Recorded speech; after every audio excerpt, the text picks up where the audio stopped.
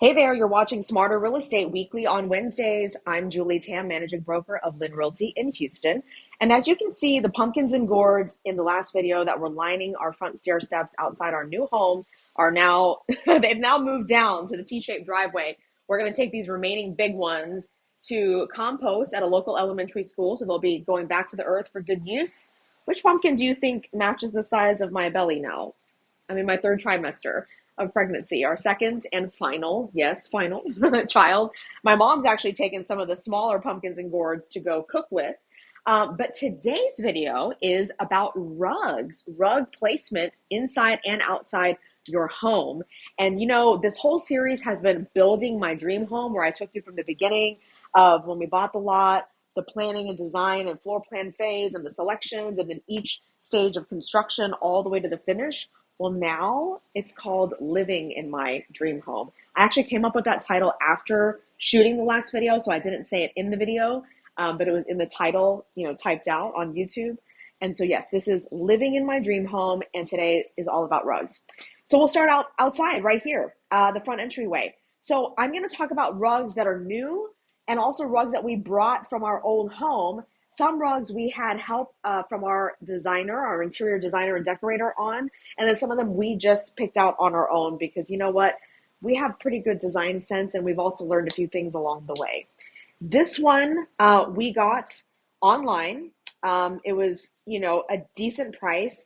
It's actually, I think I'm having the pregnancy brain blank out moment right now, but I think it was like Rebecca Soto or something Soto.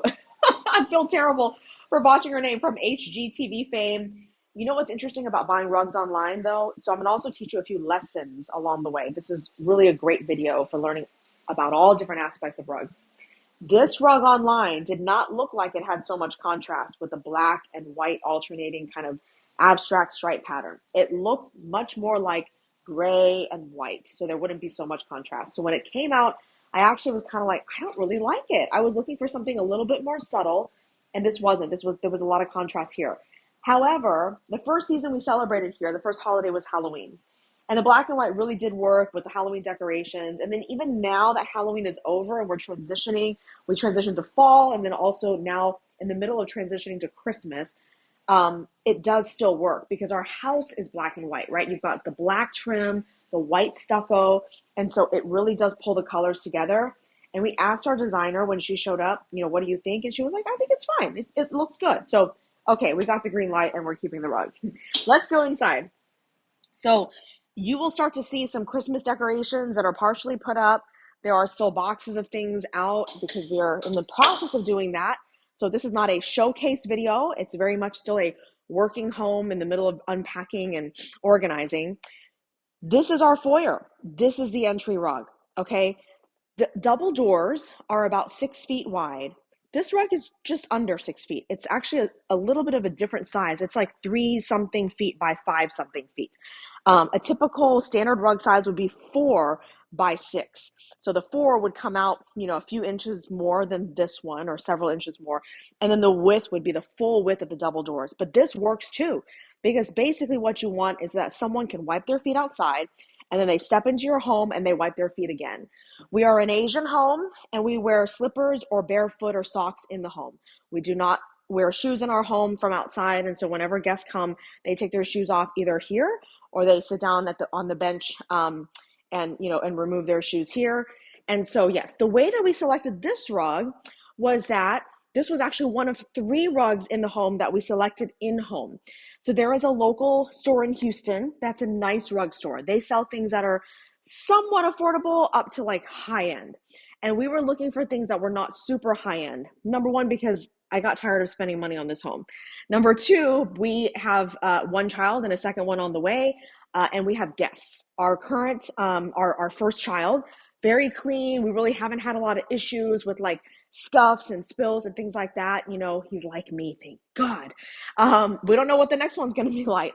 And also we have visitors, both adults and children, who are not quite as clean and OCD as I am. And so we just did not want to spend a fortune on a rug that would just stress me out having people in the home, okay? So this rug, all right, is reasonably priced.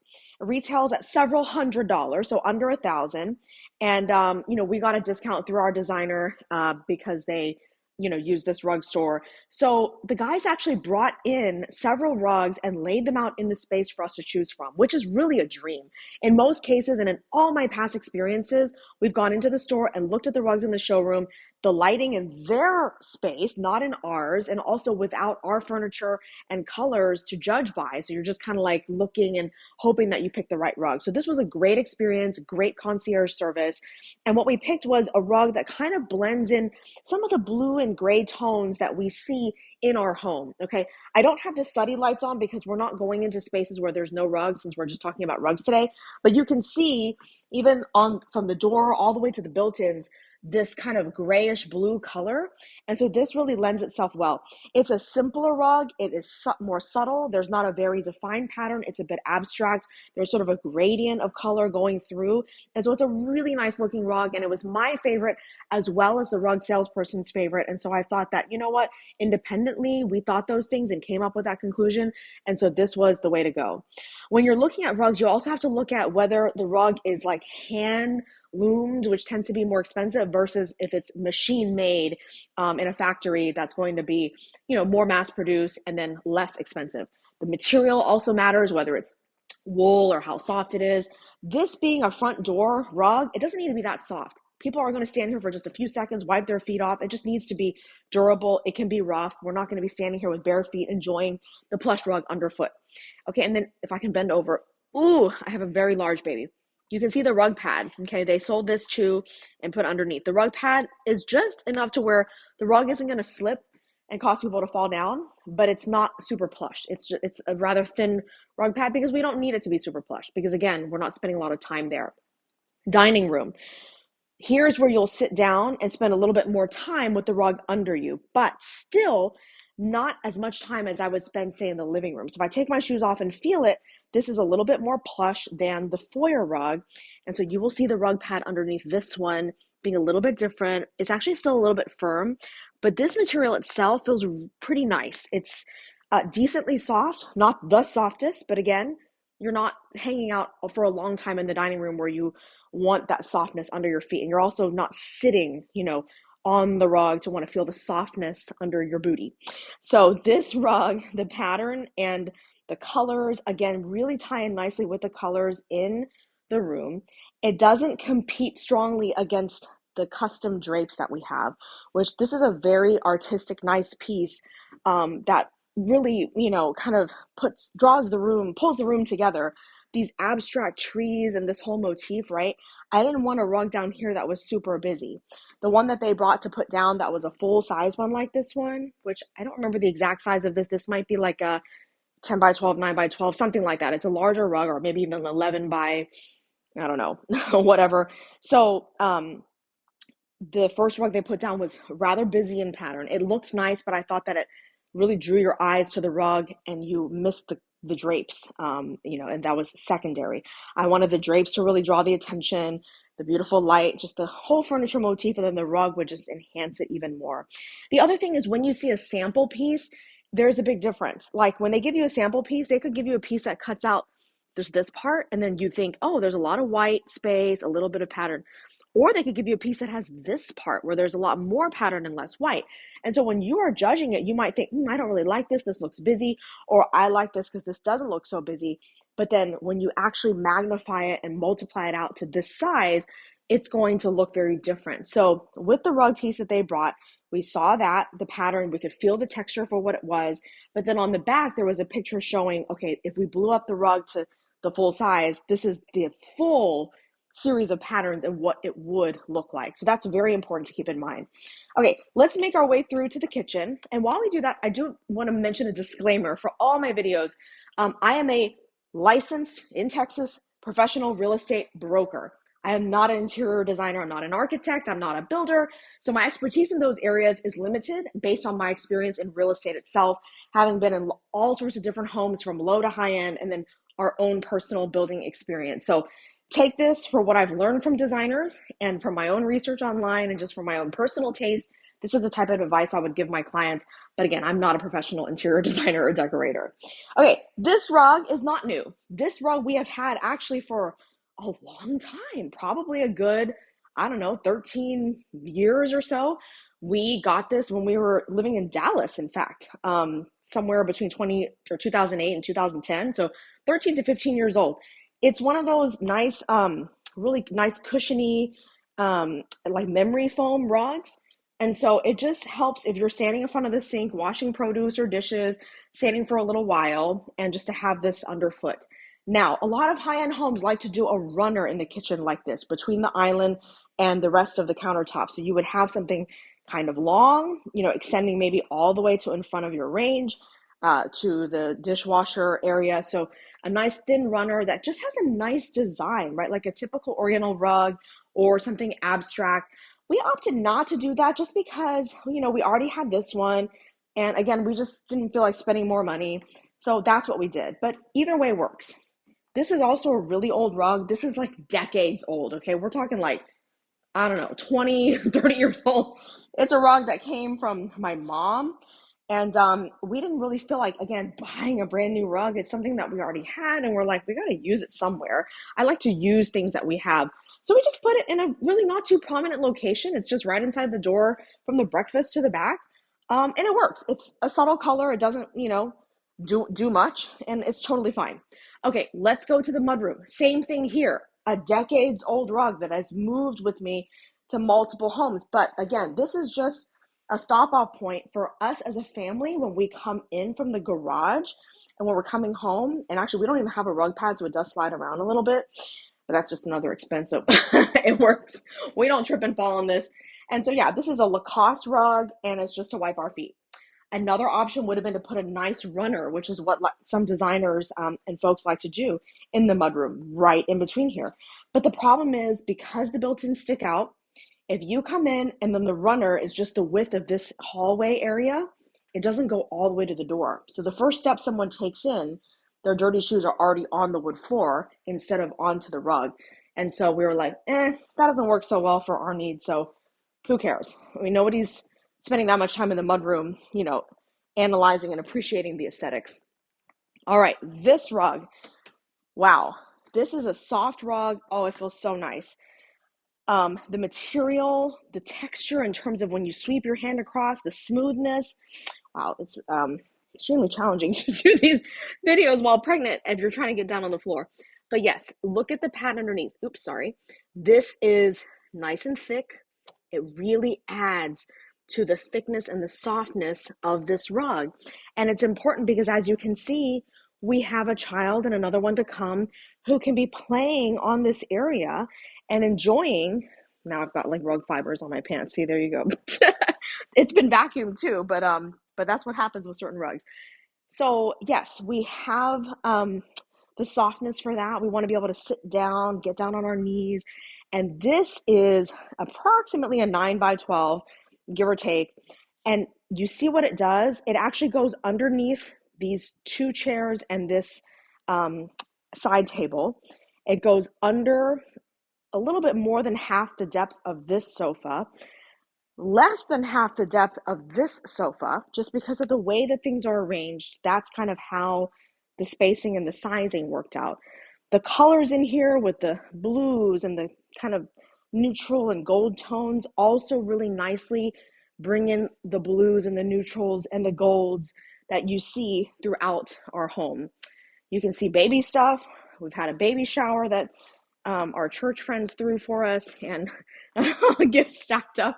So it's like baby and Christmas is in process here. Okay, I'm running into things too. It's really pregnancy brain and body today. Welcome to the powder bath and this rug. So really tying in nicely the colors again with the bluish gray and the golds that you see in the vanity and the wallpaper and just carry throughout the space. This is the old rug from our previous home, and we had this in that powder room.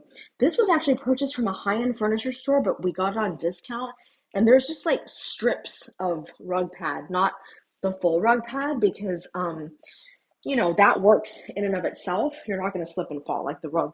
I'm trying to move it. It doesn't move. So there you have it for the first floor. Let me sneak around so we can go upstairs. Oh, and I am getting out of breath. Oh, This baby, the first time we went for ultrasound, measured at 96th percentile in size. And I don't know what my measurement is, but I'm probably the 4th percentile for my size as a grown adult woman. So the mismatch and the irony between me and having big babies. Oh man. So, all right. Right here at the landing, we have this rug, which is also from our previous home. This is another example of a rug that we ordered by seeing the photo online, and it wasn't exactly accurate. The blues are much richer and darker than I expected. I thought it was going to be less contrast, more abstract, lighter blues mixed in with the neutral hues and kind of the tannish golds, but there was more contrast. But you know what?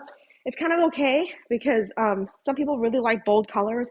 I've always been kind of one to shy away from colors that are too bold. I like more of a calm palette like silvers and golds and neutrals, but this takes me just a slight bit out of my comfort zone, but it looks nice.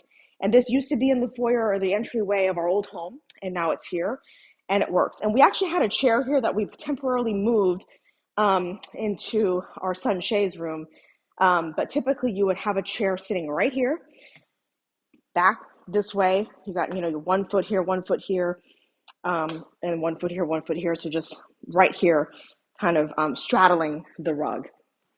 Okay. Ooh, I really need to catch my breath. Ooh. Over here in the guest bath, we have a little rug that is fabulous. It's kind of like an abstract animal print. I love it. The colors tie in really nicely with the colors in this bath, which are kind of like grayish, taupe, some light, neutral shades. And this is just from Target, but it looks nice. So who's judging? In the game room, we have a round rug that our designer actually said looks a little dated. It's actually not as old as some of the other rugs that we have. This one was purchased within the last 10 years or less than 10 years.